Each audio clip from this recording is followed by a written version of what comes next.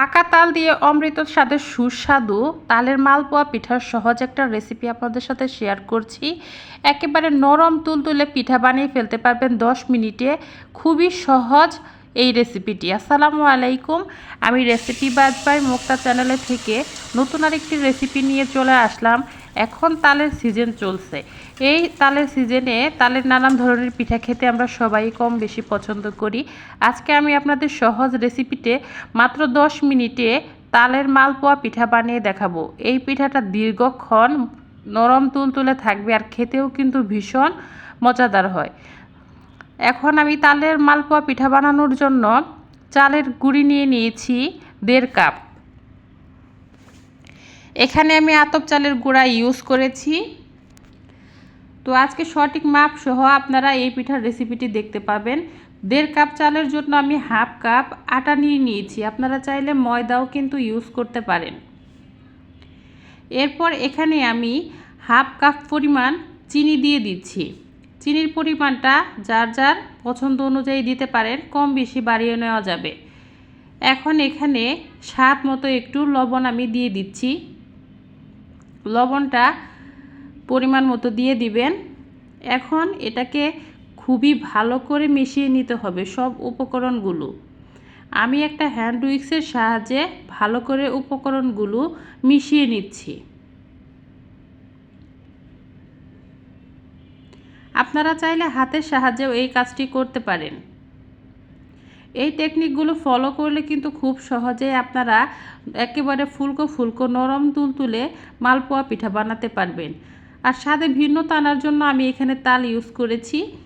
এখন আমি এখানে 1 বাটি তাল দিয়ে দিয়েছি। এটাকে আমি একটু জাল করে নিয়েছিলাম। এখন এটাকে আমি একটু মিশিয়ে নেব। হ্যান্ড উইক্সের সাহায্যে একটু মিশিয়ে নেওয়ার চেষ্টা করছি, কিন্তু এটা দলা পেকে যাচ্ছে, তাই আমি এটাকে হাতের সাহায্যেই মিশিয়ে নিব। হাতের সাহায্যে এটাকে একটু মধ্যে মধ্যে মিশিয়ে নিলেও কিন্তু খুবই সুন্দর হয়।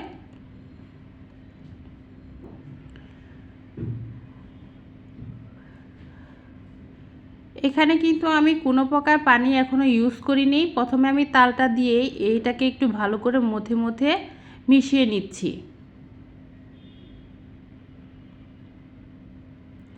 যেহেতু একটু শুকনো চালের গুঁড়া, তাই এটাকে একটু মধ্যে মধ্যে মিশিয়ে নেওয়াই বেশি ভালো হবে।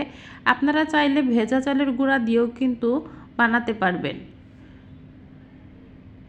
তো আমি একটু ভালো করে মিশিয়ে নিচ্ছি। এখন এখানে আমি অল্প অল্প পানি অ্যাড করব। একেবারে বেশি পানি দেওয়া যাবে না, তাহলে ডোটা কিন্তু একেবারে পাতলা হয়ে যেতে পারে। তো অল্প অল্প পানি দিয়ে এটাকে মিশিয়ে নেবেন ভালো করে। তেলের পিঠার গোলাটা যেহেতু একটু ঘন হয়, তো সেই অনুযায়ী কিন্তু পানি অ্যাড করতে হবে। দেখতেই পাচ্ছেন এরকম ঘন হয়েছে এটা। পরে পানি লাগলে কম বেশি একটু যোগ করে নিলেই হবে। আমি এখন এটাকে ভালো করে একটু মথে নিয়েছি। এখন এখানে আমি কিছু পরিমাণ নারকেল কুড়ানো দিয়ে দিচ্ছি। নারকেল কুড়াটা দিলে কিন্তু পিঠাটা খেতে বেশি ভালো লাগে। তো আমার মাখা কিন্তু হয়ে গেছে, দেখেন ঠিক এরকম ঘনত্ব এসেছে। চাইলে আপনারা পরে একটু পানি যদি লাগে তাহলে অ্যাড করে নেবেন। এখন আমি একটা চামচের সাহায্যে ভালো করে এটাকে একটু নেড়ে চেড়ে নিচ্ছি।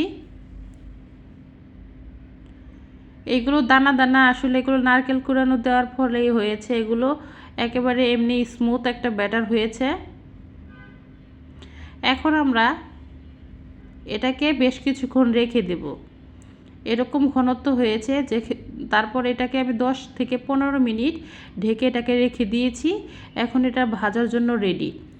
একটা কড়াইতে আমি পরিমাণ মতো সয়াবিন তেল দিয়ে দিচ্ছি।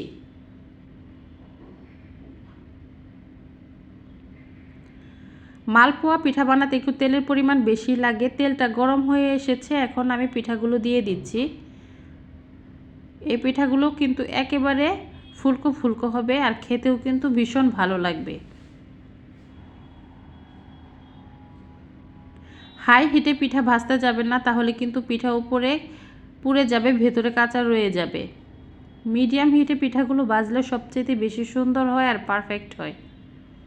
দেখতেই পাচ্ছেন আমার পিঠাটা কিন্তু খুবই সুন্দর ফুলে উঠেছে। প্রথম পিঠাটাই কিন্তু অনেক বেশি সুন্দর হয়েছে। আপনারা আমার রেসিপিটি ফলো করলে অবশ্যই 100% ফুলকো ফুলকো মালপোয়া পিঠা বানাতে পারবেন।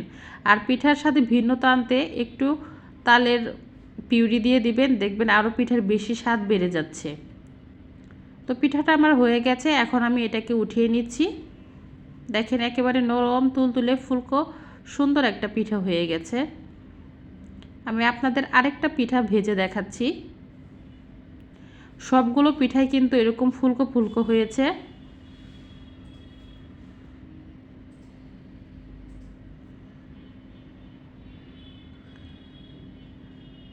দেখতেই পাচ্ছেন কত সুন্দর ফুলে উঠেছে। এইভাবে যদি রেসিপি ফলো করে পিঠা বানান তাহলে কোনো পিঠাই নষ্ট হবে না, সব পিঠাগুলো পারফেক্ট হবে। মেহমান কিংবা অতিথি আপ্যায়নে কিন্তু এই পিঠাগুলো বেশ চলে। আমার এই পিঠাটাও দেখেন অনেক সুন্দর ফুলে উঠেছে। এখন এটাকে আমি নামিয়ে নিব। আপনারা চাইলে তাল ছাড়াও কিন্তু এই মালপোয়া পিঠাটা বানাতে পারবেন। দেখেন কত সুন্দর পিঠা হয়েছে। এইভাবে এক এক করে আমি সবগুলো পিঠাই কিন্তু ভেজে নিয়েছি। প্রত্যেকটা পিঠাই একই রকম হয়েছে। আমার রেসিপিটি যদি আপনাদের ভালো লাগে থাকে অবশ্যই লাইক কমেন্ট শেয়ার করে সবাই পাশে থাকবেন। আর যারা এখনও আমার চ্যানেলটি সাবস্ক্রাইব করেননি আমার চ্যানেলটি সাবস্ক্রাইব করে দিবেন। আর পরবর্তীতে নতুন নতুন রেসিপি পেতে অবশ্যই আমার চ্যানেলটি বেল আইকনটি অন করে রাখবেন।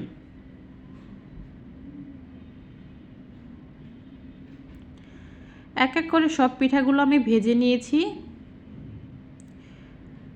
চলুন আপনাদের দেখায় আমার পিঠাগুলো কীরকম হয়েছে। দেখতেই পাচ্ছেন পিঠাগুলো কালার যেমন সুন্দর এসেছে আর সবগুলো পিঠাই কিন্তু এরকম ফুলকো ফুলকো হয়েছে। এরকম ফুলকো ফুলকো পিঠা দেখতে কিন্তু অনেক বেশি ভালো লাগে আর খেতেও কিন্তু ভীষণ মজা। এখন আমি আপনাদেরকে পিঠাগুলো কীরকম নরম তুলতুলে হয়েছে সেটা দেখাবো।